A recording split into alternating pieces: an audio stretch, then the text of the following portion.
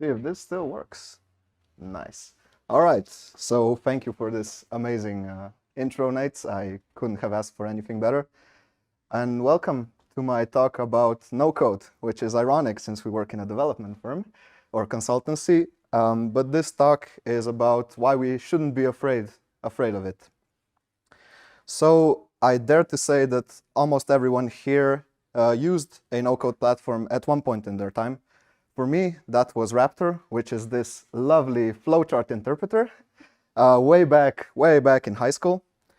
The first time I was introduced to this thing, I couldn't really wrap my head around what was going on, how things are working. I couldn't even get grips to how loops worked. But now look at me, as Nate mentioned, allegedly a very highly driven developer here at the Ljubljana office.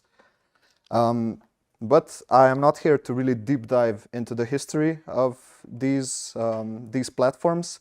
The idea of this talk is to show how they are useful and can be useful in certain situations, and not here to take our jobs. I will try not to be too biased, but I feel that there are some benefits of using them, especially in the startup space, or for instance, for a personal portfolio website or a small app website.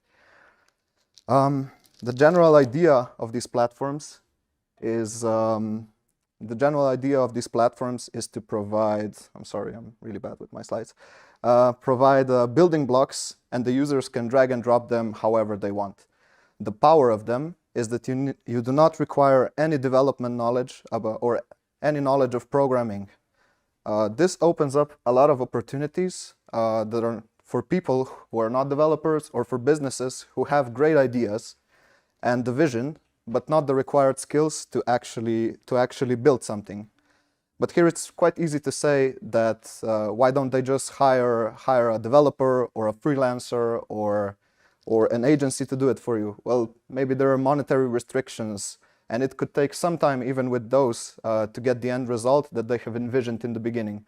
So I say, why not empower these users to build things on their own? As we may know or may not know, developers don't really grow on trees, and the good ones are hard to come by or harder to come by, and usually like to move around and not stay at one place for a sustained period of time. With this, I would argue that the scarce amount of us should be used wisely with the resources that we have and the skill set that we have. Again, with this, I would like to enable as many people to be part of the development process as possible, be it designers, testers, product owners, or founders, which is the case in many startups. For instance, at my current client, we have a no-code platform that we use to build our whole ecosystem. And for instance, there we have our co-founder who had literally zero experience with building anything on the web or any kind of development, and he's able to make the UI faster than I could do it or somebody else. Sorry, really bad, really nervous. So yes, enabling as many people to help out with the development process as possible. I was a bit, what? So I will talk a bit about some pros and cons, but they are not here, will not make us unemployed, because we still need people to write these platforms, and we still need people to focus on the things in the backend that really matter, security, for instance, as we'll talk a bit about later. From my perspective, this is just a great way and a great excuse to say to someone who might not be a developer to push them a bit to do it themselves. And that also then enables me to focus on cool things like building APIs and integrations between services and cool deployment pipelines. Yeah, go DevOps. So, like I mentioned, yeah, really bad with my slides. So let's look at some pros and cons with these platforms. Like I already mentioned, it's about empowerment. I feel this is a really important one, as we can and we should use our development skills where we needed them the most. I might be a bit biased with this statement since I'm currently working on a project that uses this kind of a platform. But for a few months that I saw it in action, it really is something that pushes us towards a greater product in the end, which then helps out the users. So it enables us to move fast, especially in the startup space, where you need to move fast, where you might not know the market completely, and you need to really react to changes as fast as possible to stay relevant and to stay afloat until you grow your business into something better. So yeah, again, so us developers can focus on the important features and flows. So the next thing I will talk about is about design and prototyping. Currently, the way I see it, most designers work with researching new features and testing it with user, is to gather some data from the users usually, or make some assumptions. Then they create a prototype and present it to the user to gather feedback and to adjust the prototype in the end.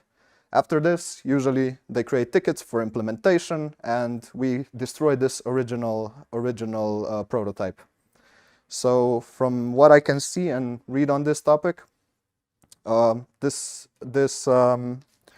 really is kind of a waste of time and resources, in my opinion. Since we could have used it, why destroy a perfectly good prototype that is clickable and viewable, and then start from scratch if we could just...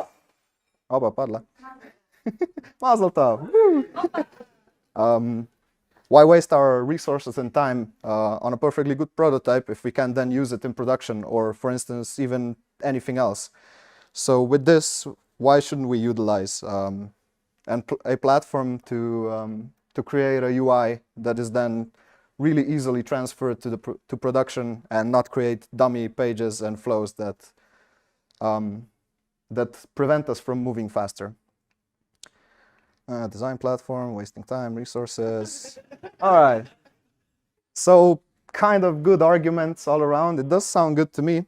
But like with everything, we have to look a bit past the surface to find the flaws. The first thing I would like to address is scaling. These platforms are, in my eyes, more meant for starting up your business until you kind of figure out where you're going, and later trying to rewrite some stuff, at least for the UI parts.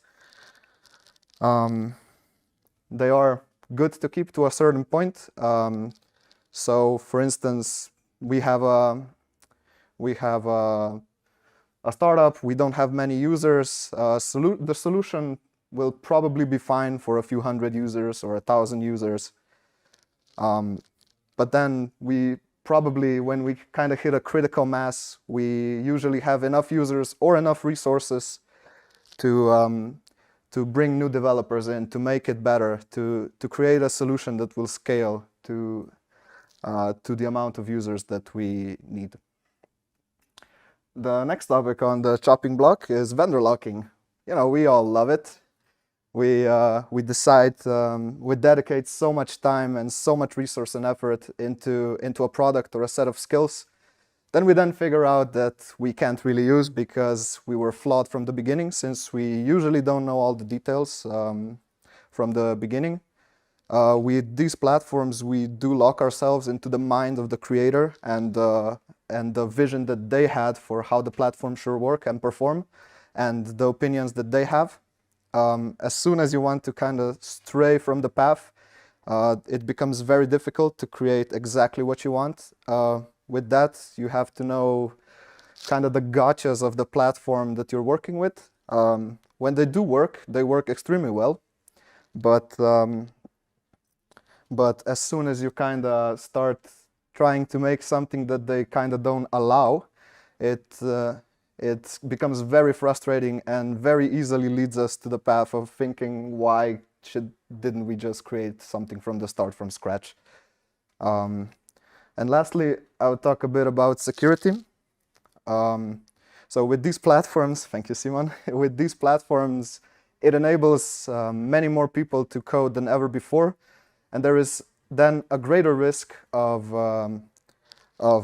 security breaches, since they do not know the common security practices.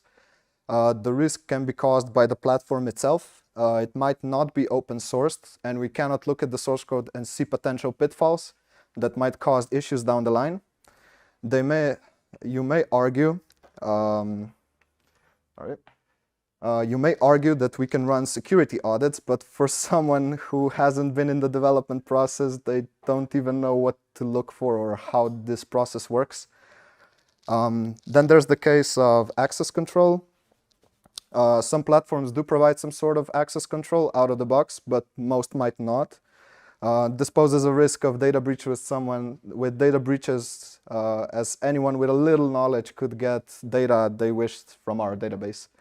And of course, nobody wants to headline an article about a data breach.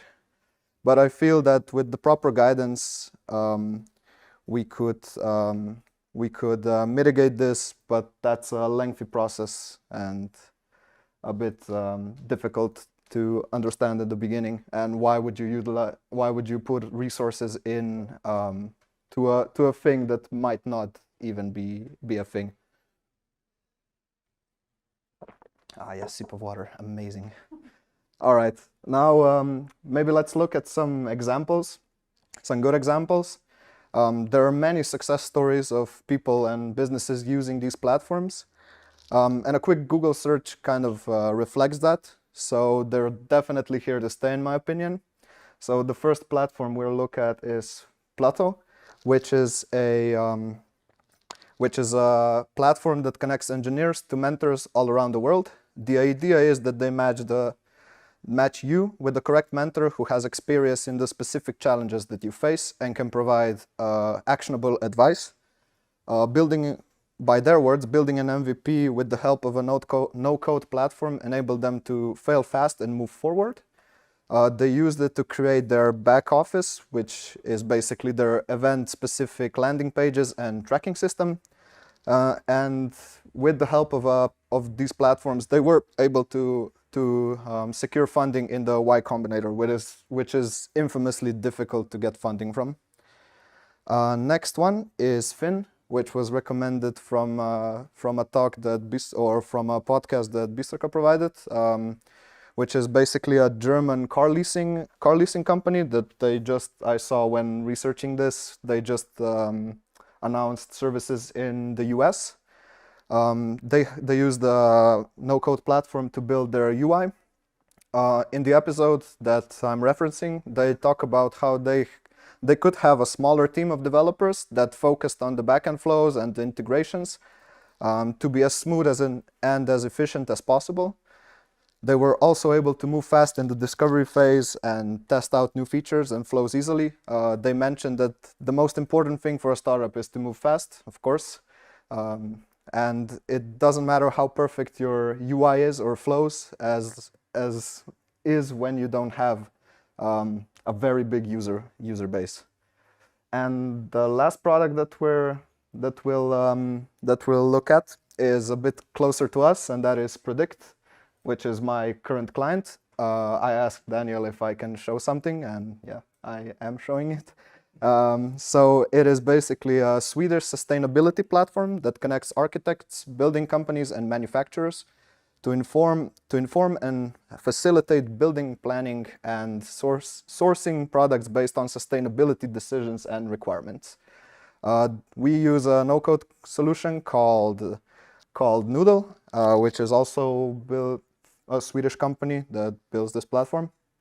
And they have been using it from the beginning to now, when they were acquired by a different company. In the initial phase of the research and planning, it was quickly established that due to the time and the monetary limitation, it would be best to have a smaller and more lean team and to use a no-code platform to achieve the desired results. And I have some quotes from Daniel, who is the co-founder of Predict. And his quote is, a few months ago, we wouldn't have dreamed that we could have developed our product this quickly. Noodle has enabled us to get the high-quality modern product that the market requires. And I feel that this statement is very true still to this day. I also have another quote from our very own Pontus Molin, who's been a developer on Predict for longer than I have been, and his thoughts and experience with working with this platform are as follows. So this is a direct quote that he sent me. I think the first big benefit it has for Predict was being able to quickly make a proof of concept and try things out practically.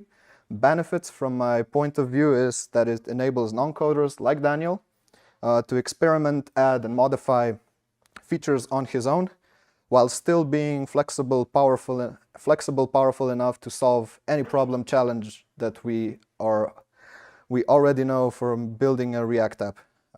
He also mentions that having some React and CSS knowledge was a benefiter here when learning the platform. To the question I asked if he would use it again, he answered, it depends. But his words were that if it was a larger team of developers, of course, you would build something from scratch. But if it was just a few developers, like we currently are 2, and usually this team was around 2 developers and then a designer and Daniel, it would be a perfect fit like we did. Another sip. So now due to this presentation being a bit short, I made some demos in this platform that I used. So we can take a look a bit. So I have used Noodle for this. From the marketing pitch on their website, it isn't really clear how they differentiate from other no-code platforms. But looking a bit deeper, it does seem like it has a more clear idea what is going on and how different elements and components interact and stack on the page. I do like their UI, the UI of it all, and it clearly shows how the UI will be created from the blocks that you have.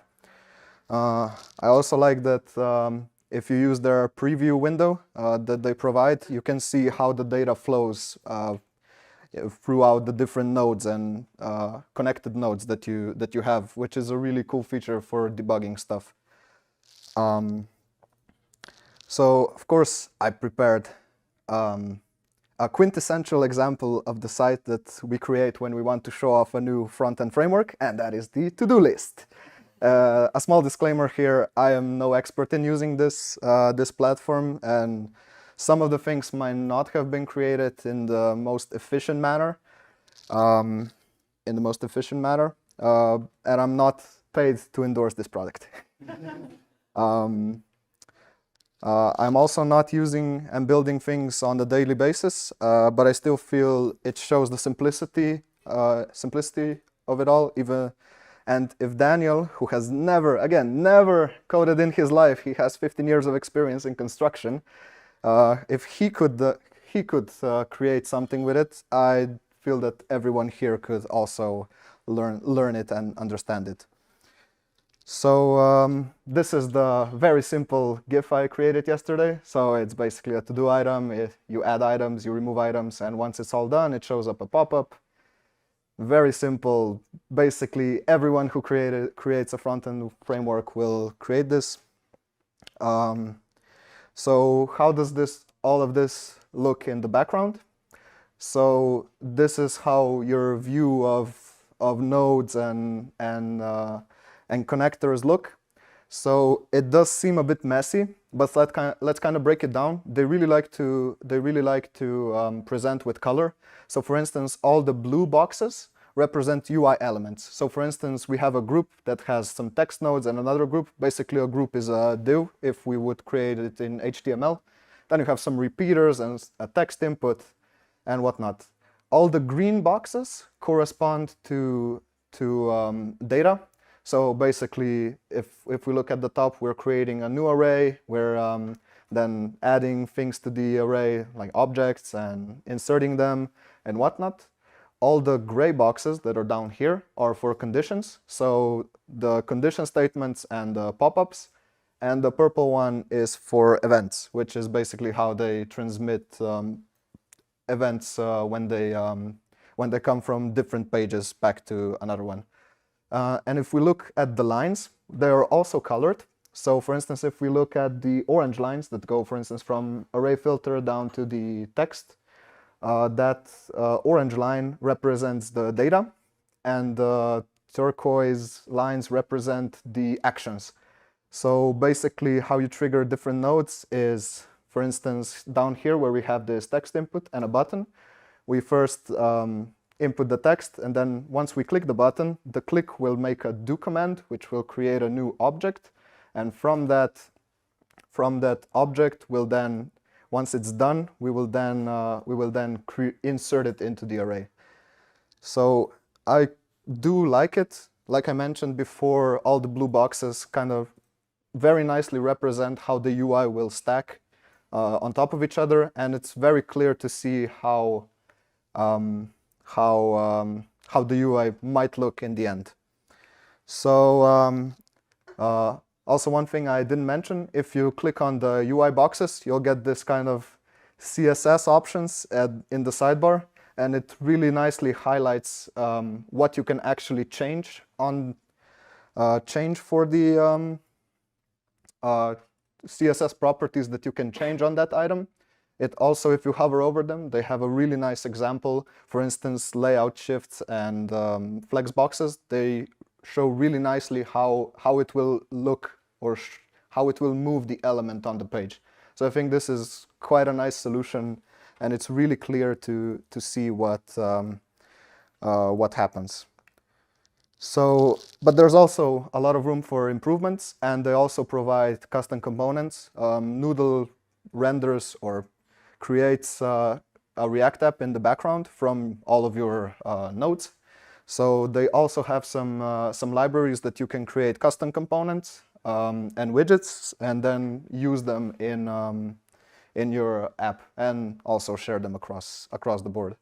I don't feel we use any of the any custom nodes on our project, so it kind of shows that what they provide from the get-go is really enough for anyone to just start doing something. So they also provide some cool plugins like Figma. There's a cool video. I'm not gonna show it here for copyright reasons, but it's a really cool plugin where you basically install the plugin in Figma, and then you just export that component into Noodle, and it will map all of the different layers of that design directly to the Noodle components, and you have really fast and easy way to export designs from Figma directly into Noodle. So that is basically it, everything I wanted to share and show you. Thank you everyone for listening to me read from my screen. I am very sorry for not being well prepared, but I am very nervous as well.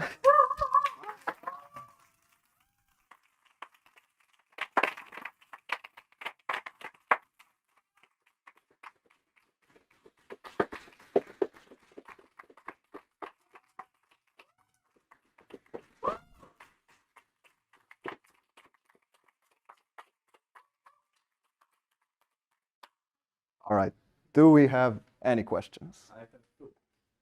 Yes. First, does this Noodle, for example, does this create some sort of like document or JSON or something that you can store in version control or something? How do you work with this as a process? So basically, I try to find the files. Allegedly, it does then create a React page. I tried to find the files but couldn't, but they do have a wrapper around Git, so it is version controlled and you can create branches. It's a bit iffy, but it works well when it does. Second question?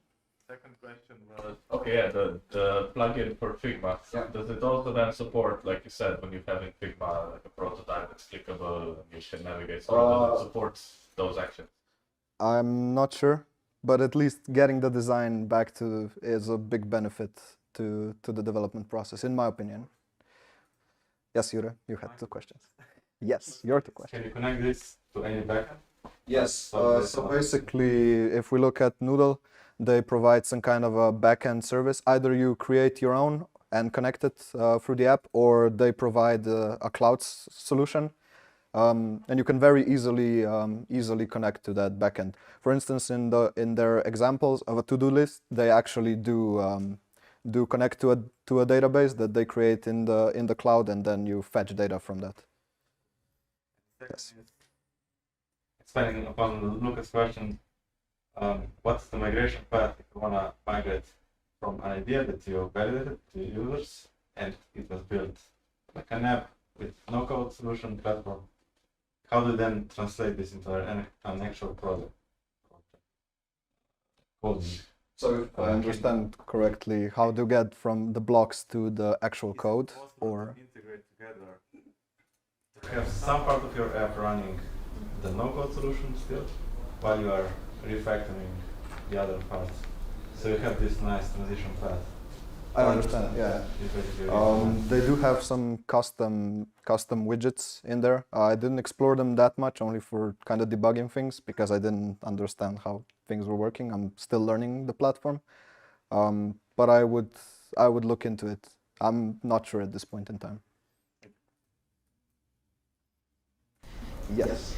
How do you debug such an application? Is the experience similar to React, or? So you still have the view with the console, and also, like I mentioned, the UI provides kind of the flows and what's happening. So, for instance, if we go back a bit to this view, so for instance, if we added a text and then click the button, it would show like where the data flows, and if you hovered over the lines, it will show you what was actually created, so what data was actually created. So for instance, here we would have the text, and so I'm doing some other things like adding the done property and something else. It would show up when we wanted to insert the object into the array.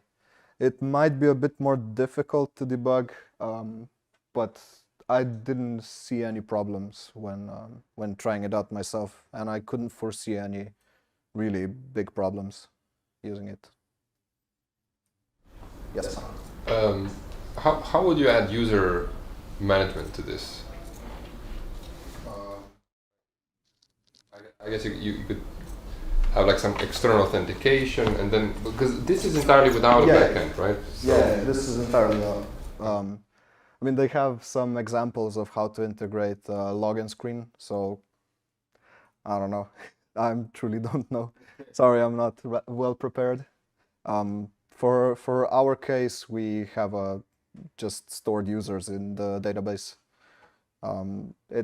We're running parse server, which is a backend CMS that was built by Facebook, and it kind of provides this kind of layer of access control and user and session management. So we kind of don't need to handle it on our own. That makes it sandwiched. You have the logging in at the top, then you have this application, and at the bottom there is something that uses some authentication from the first login. No, it's still in sight, so there's no hopping around to another app. So the parse server is just the backend. So the database and the triggers and whatnot. This means that the login form, for example, is also built with this platform. Yeah.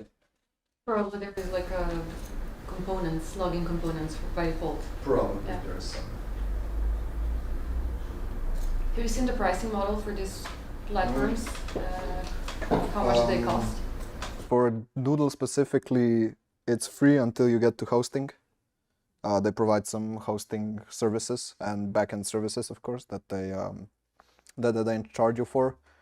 I don't know. I didn't really research that much into the pricing, but it might be a lot less than having hired a developer. is the user interface similar to this, on how you build the UI? Yeah. So this is basically the UI.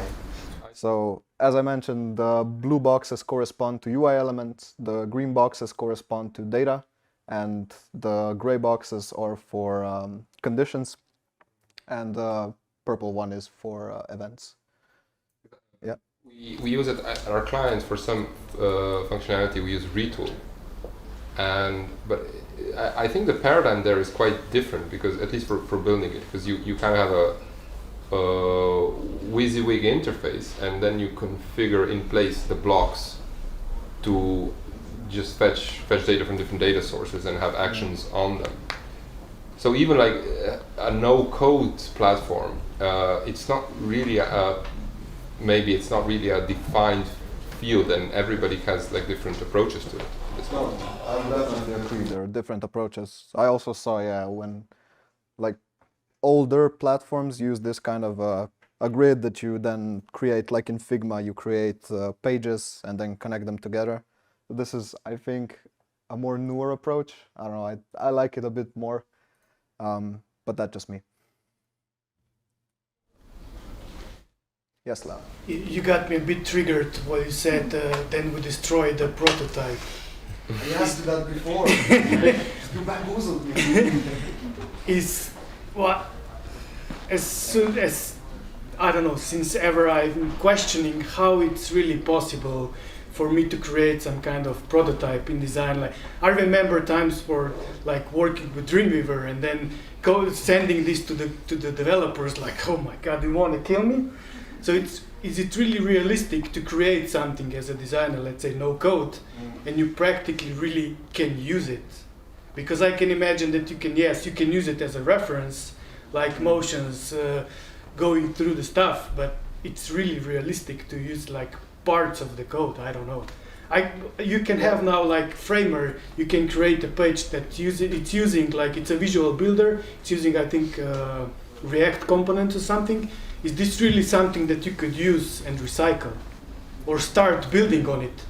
I mean, I would argue that you could. Do you know the developer that could do this? I don't know, Daniel.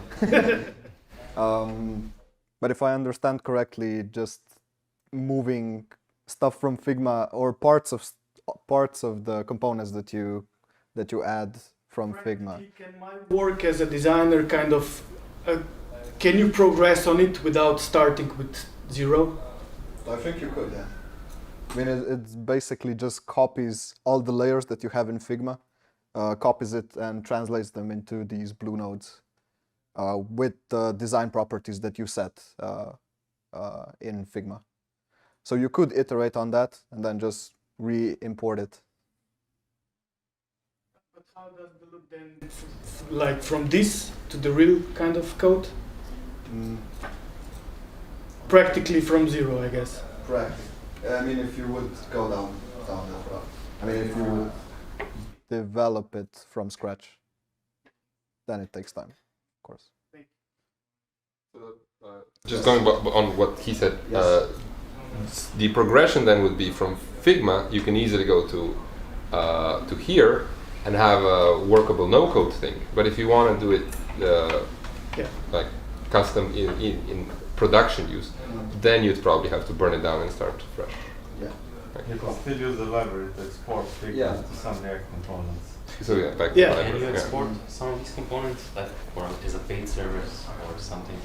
I'm not sure. I had this discussion with Darko 2 days ago, and he mentioned that it would be a cool feature if we could create a startup, if I would say so, from this and then export it into actual code. I did try to find the files where it is saved on your local machine, since it does use React in the backend to find these files. Because if that was possible, then it's pretty much, you can very easily then translate it into your app, for instance. Yes, Simon. Question about encapsulation. Is it possible, like here we see probably one screen. Do you work with them one at a time, or? I mean, yeah, you could slice it up however you want. So you be connected then? Yeah. For instance, this show pop-up is then it has an ID of another page that it's referencing. So you can slice it up in different components or different pages or however you want. Then, just like in React, you can create a component and reuse it in multiple places. And the routing works the same way. I mean, there's a node for that. Audience questions. Oh my god. Quite a few. Oh my god. Go home. Ready? Maybe. All right. I'll start you out with the easy ones. So, Christian wants to know if there's any chance you could build it right now from scratch, or if that will take too long. Build what from scratch? Just the entire app, Oh yeah. The easy ones, right? the easy ones. Yeah, give me a few days, a few Red Bulls, and I'll be done. All right. So that answers Christian. Clement had two questions, but some of them got answered already. But he's worried about the accidentally. If you can export the data, should you accidentally ship this to production and want to migrate to a backup? There is version control. There's version control. Yes. All right. Martin Mazur, our boy. CTO, asks, Oh boy. on the topic of vendor lock-in, Yes. feels like we're already locked into so many cloud platforms. You have Azure, AWS, Google.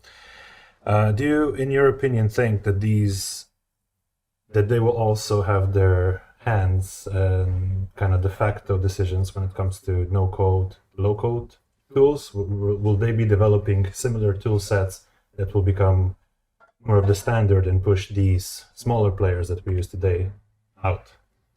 Okay, an interesting question. Give me a few seconds to think about it. So there might be a time where they probably will want to standardize some of these things, and of course the big players that are currently either AWS or Google or Azure, they probably will want to get as many users to their platform and provide the full list of services.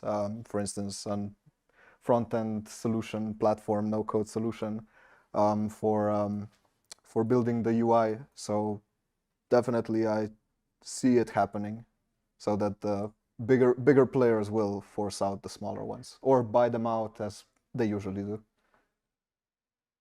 I mean, Ras already showed today with the step function something really similar just on the back end. Yes, I want to mention this is, if you're building Alexa skills, you're basically using this kind of tool, so they have the tooling already. Maybe not for front end, but yet. And logic apps in Azure. Yeah. All right, one final one. If this is you unprepared, then we're afraid of what we're prepared to do. All right, let's do that.